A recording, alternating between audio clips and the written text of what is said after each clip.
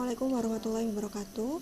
Hari ini Ustazah Ain mau memberikan latihan soal tentang bab kalor untuk anak-anak kelas 11. Mungkin nanti ada 3 atau 4 soal yang bisa kalian tulis pembahasannya, bisa kalian kerjakan ulang. Ustazah ambil soal-soalnya dari UKBM yang sudah kalian punya. Nah, UKBM itu ada yang cetak, ada yang versi PDF. Nah, dua-duanya itu sama. Kalian bisa buka lagi UKBM cetaknya di halaman 103, 104 dan seterusnya. Saya akan mulai bahas untuk soal yang pertama. Nah, oke, Ustazah mulai dari soal nomor 5 di UKBM halaman 104. Sebuah panci, ini panci ya. Sebuah panci berisi 259 gram air panas. Air dipanaskan dari suhu 20 derajat Celcius menjadi 35 derajat Celcius. Dengan diketahui C air adalah 1 kalori per gram derajat Celcius. Banyaknya kalor yang diperlukan adalah, ini C kecil ya, ini tipu, ini harusnya C kecil. Kalor jenis, bukan kapasitas kalor. Kalau kalor jenis, karena kita lihat satuannya ini adalah satuannya kalor jenis, maka ini C kecil.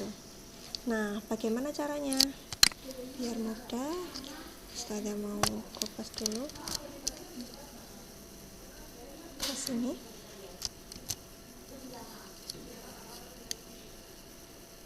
Nah, ini dia sudah muncul.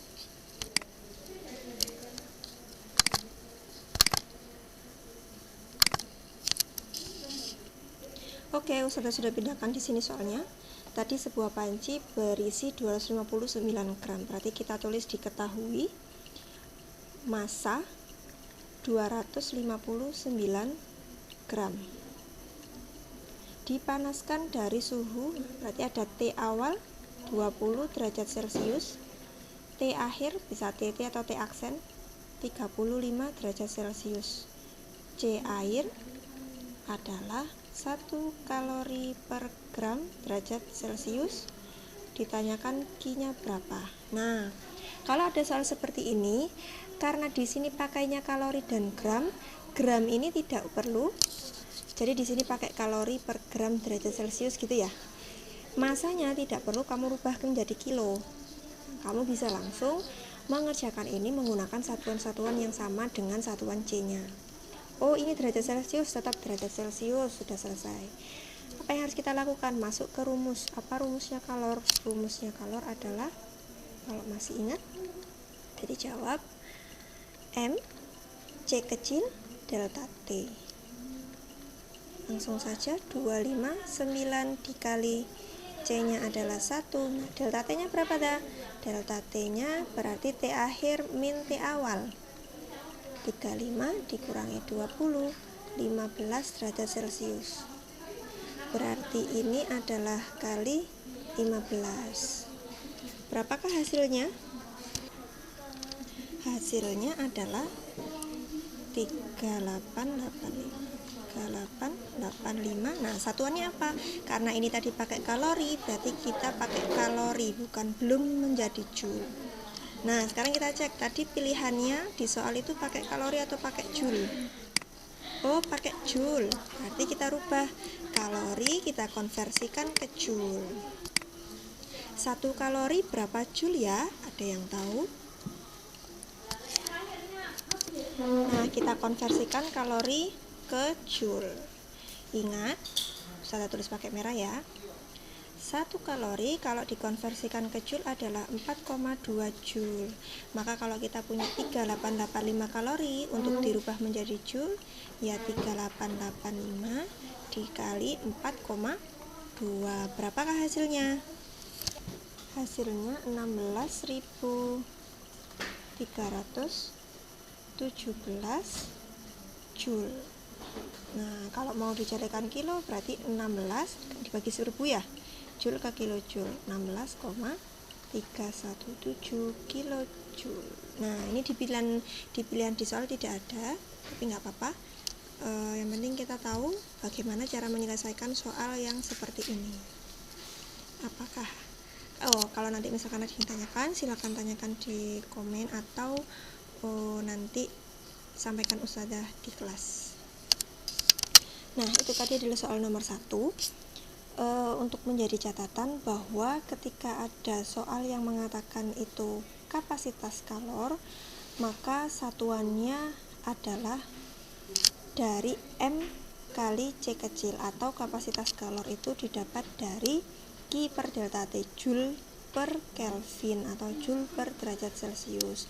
Kalau masih ada kalori per gram derajat Celcius seperti soal nomor 1 tadi, berarti itu C kecil, bukan C besar. C kecil itu kalor jenis. Begitu nggih? Kita lanjut ke soal nomor 2.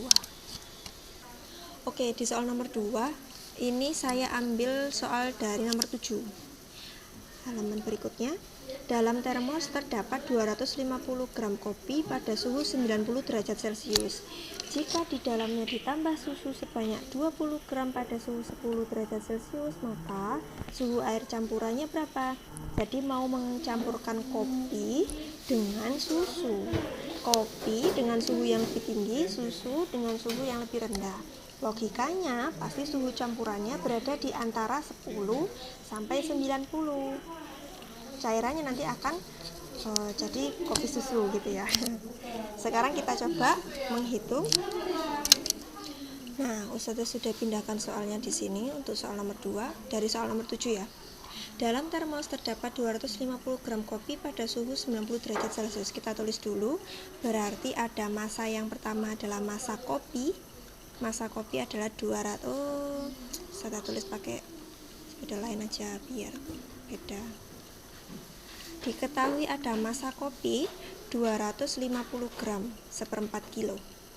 Lalu suhunya berarti TK, suhu kopi adalah 90 derajat Celcius. Di dalamnya ditambah susu. Kita tulis massanya susu adalah 20 gram. Boleh kira G ya. Pada suhu 10 derajat, T-nya susu adalah 10 derajat Celcius. Maka yang ditanya adalah suhu campuran atau TC. Nah, kita tahu tadi berarti antara 10 sampai 90 derajat suhu campurannya. Kita gambar dulu. Gambarnya apa? Nah, kalau mau umpamakan ya, berarti ini TS di bawah, di atas ada T-nya kopi, gini. Nah, nanti dua ini akan bertemu di tengah di suhu namanya suhu campuran. Ini 10 derajat, ini 90 derajat. Lah, kalau susu ke ke suhu campuran berarti dia naik. Kalau kopi ke campuran dia turun. Pakai apa ini? Pakai asas Black. Ingat tentang asas Black? Saya kecilkan sedikit ya. Bisa nggak ya?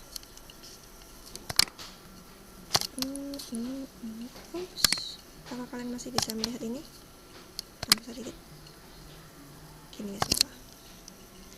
Asas Black, apa itu bunyinya asas Black? Asas Black adalah kalor yang masuk atau yang diterima sama dengan kalor yang keluar atau kalor yang dilepaskan, atau Q masuk Q lepas boleh. Nah, siapa yang masuk atau siapa yang menerima kalor? Yang menerima kalor logikanya adalah yang suhunya lebih rendah. Berarti yang menerima adalah susu. Ini menerima. Berarti yang kopi adalah melepas. Kita masuk ke rumus ini. Apa rumusnya masing-masing? Masing-masing adalah M C delta T. Nah, di informasi soal itu ada yang kurang ya, bisa ada tambah. Jadi insya Allah di soal-soal berikutnya nanti ada keterangan tambahannya. Ini mungkin kelupaan gitu ya. Yang kurang apa ya kira-kira? Yang kurang adalah kalor jenis dari kopi dan kalor jenis dari susu. Biasanya kalor jenisnya kopi itu kita pakai 2 kalori per gram derajat Celcius. Kalau susu, kebalik, itu yang susu yang 2 kalori. Kopi itu 6,6 kalori per gram derajat Celcius. Kalau susu itu baru 2 kalori per gram derajat Celcius. Lalu kita masuk ke asas black ini. Bagaimana asas blacknya? Kita perkecil sebentar. Mana ya?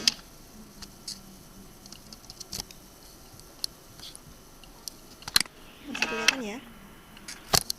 Oke. Q masuk sama dengan Q keluar. Saya tulis pakai hitam saja.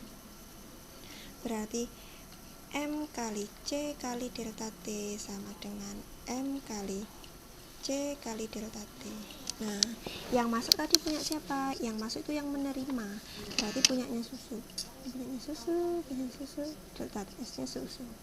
Ini kopi, ini juga kopi.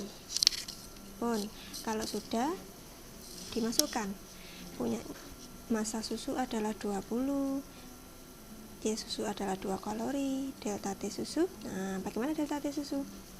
Karena lebih tinggi TC-nya, maka delta T-nya adalah TC min TS. TC min, nah, T susunya adalah 10. Massa kopi 250 kali C kopi 0,6 dikali.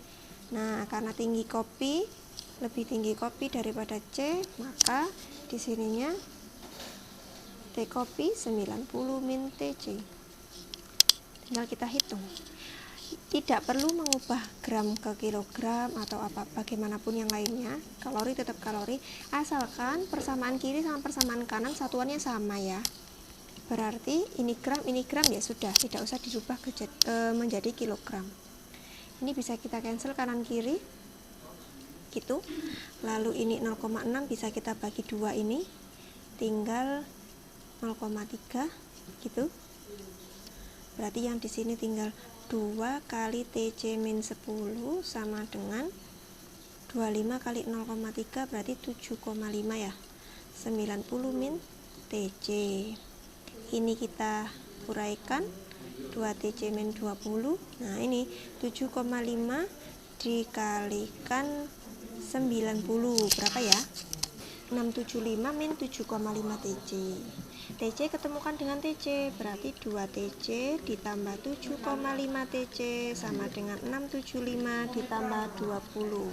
9,5 TC sama dengan 695. Maka TC-nya adalah 695 dibagi 9,5. Hasilnya adalah sekitar 73,157 derajat Celcius.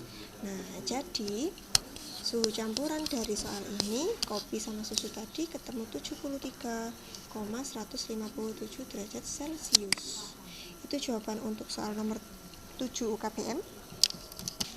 Oke, soal selanjutnya adalah soal nomor 12 dari UKBM halaman 106. Halaman 106 ya.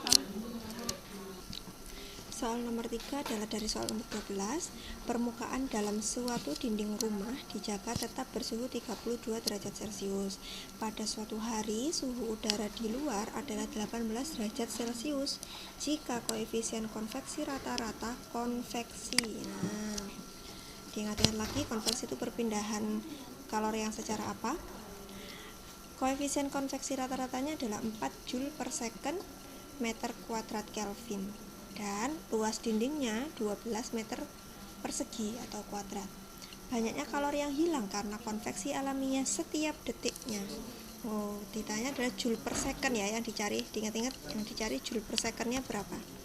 Kita masuk di soalnya, udah saya tulis lagi di sini. Jadi kita tulis diketahui dulu. Kita tulis diketahui dulu di sampingnya. Berarti ada T yang tinggi, ada T yang rendah. Kita sebut saja T yang tinggi itu T2, T yang rendah nanti T1. 32 derajat sama 18 derajat. Berarti yang sini 32 derajat, ini 18 derajat. Lalu koefisien konveksi itu apa simbolnya? Simbolnya adalah H kecil. H kecilnya adalah 4 Joule per second meter kuadrat Kelvin. Setelah itu ada apa lagi? Ada luas. Luas itu simbolnya A, area. 12 meter kuadrat. Ditanyakan apa? Karena satuan yang ditanyakan adalah joule per second, Joule per second ini satuan dari kalor per detik, kalor per waktu. Berarti yang ditanyakan itu adalah Q per T. Atau ini sebenarnya daya. Ya. Daya. Joule per second atau watt sama saja. Bagaimana cara mengerjakannya? Kita kembali ke rumus konveksi.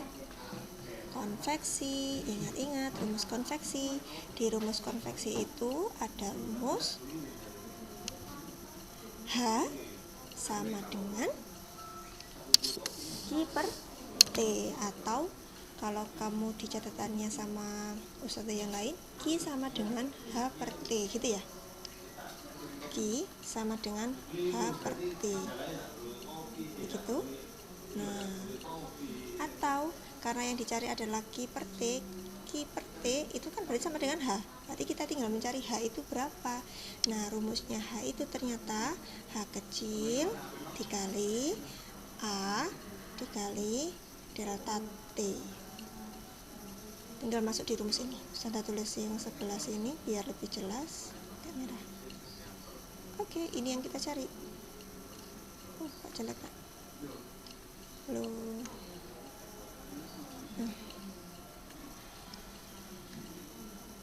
Oke. H Joule per second itu tadi kita masukkan yang dari sini. Karena ini Joule second meter kuadrat Kelvin, berarti semuanya harus dalam satuan yang sama, SI semua. Tapi karena delta T itu tidak perlu jadikan Kelvin dua-duanya. Langsung deltanya itu sudah jelas Kelvin. Delta T-nya adalah 32 dikurangi 18. Berarti 14 ya. Betulkah 14? 32 dikurangi 18. 14 Celcius, atau ini sudah setara 14 Kelvin kalau dia namanya delta T. Masuk di sini HA delta T, H-nya adalah 4, A-nya adalah 12, delta T-nya adalah 14. 4 kali 12 kali 14, hasilnya adalah 672. Satunya apa? Joule per second. H atau sama dengan H sama dengan Q per T. 672. Kita cek apakah ada jawabannya. Oh, nggak ada ya di sini. Ini di pilihannya yang bikin modul agak ngantuk. Cara mengerjakannya benar yang ini ya. Jadi kalor yang hilang secara konveksi alami setiap detiknya adalah 672 Joule. Begitu. Kita lanjut ke soal berikutnya. Agak rumit ya, tadi di pilihannya nggak ada jawabannya, nggak apa-apa.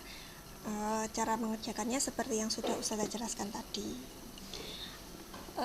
Selanjutnya kita akan coba di perambatan kalor yang lain. Kalau tadi konveksi, kita sekarang coba yang radiasi. Tetap dari soal yang di UKBM. Nah, kita ambil di soal selanjutnya, nomor 13. Suatu benda hitam bersuhu 20 derajat Celcius memancarkan energi E. Jika suhu benda dinaikkan sehingga suhu 327 derajat Celcius, maka energi yang dipancarkan menjadi berapa kali E? Itu maksud soalnya. Kita tulis di sini soalnya. Oke. Ini adalah konsep radiasi. Ini radiasi benda hitam. Apa rumusnya radiasi benda hitam? Sebenarnya simpel saja. Rumusnya adalah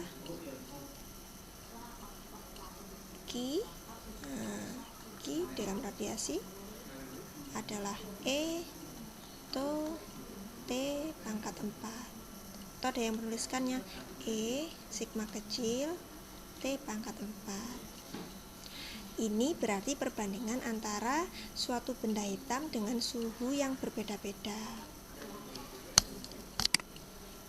Contoh, di soal ini berarti ketika benda hitam itu punya suhu T1-nya 27 derajat Celcius, ternyata energi kalornya adalah sebesar E. E joule gitu ya, tiap sekonnya. Sedangkan kalau di suhu 327 derajat Celcius, G-nya jadi berapa? Berapa joule gitu ya. Ini joule ya. Nah, oh iya, ini tadi rumusnya masih dalam bentuk daya ya. Ini masih dalam bentuk daya.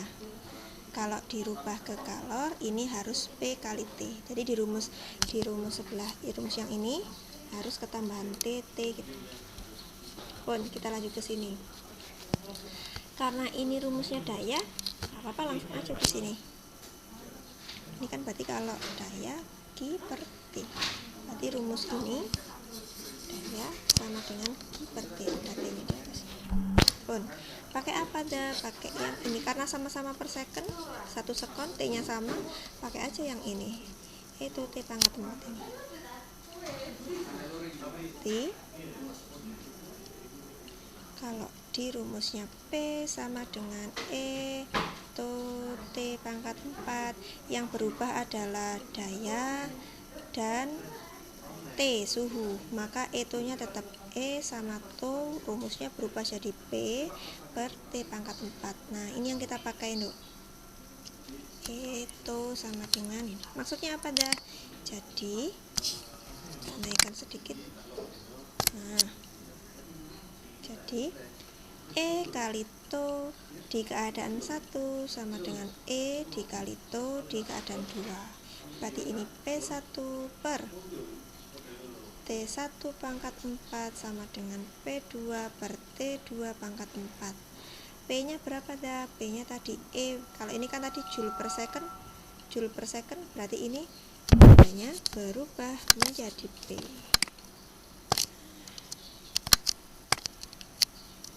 Ini saya hapus, ini juga saya hapus. Berarti ini adalah P1, ini P2 nya berapa? E per second. Balik lagi ke rumus ini, berarti P1 nya E, T1 nya 27, ini harus dirubah ke Kelvin, ditambah 273 ya, hasilnya 300 Kelvin. Yang ini juga ditambah 273, hasilnya 600 Kelvin. Berarti T1 nya adalah 300 Kelvin dipangkatkan 4 sama dengan P2 yang dicari, T2 nya adalah 600 pangkat 4. Bagaimana mengerjakannya? Coba geser ke sini ya. Oke.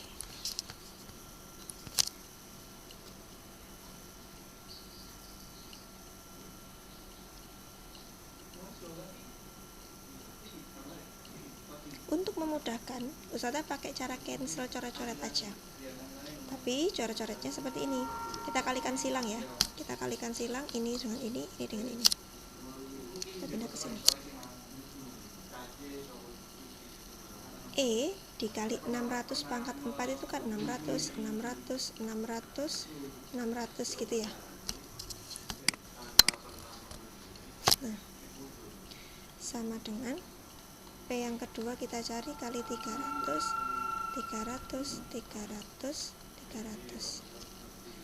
600 dibagi 300 sisa 2.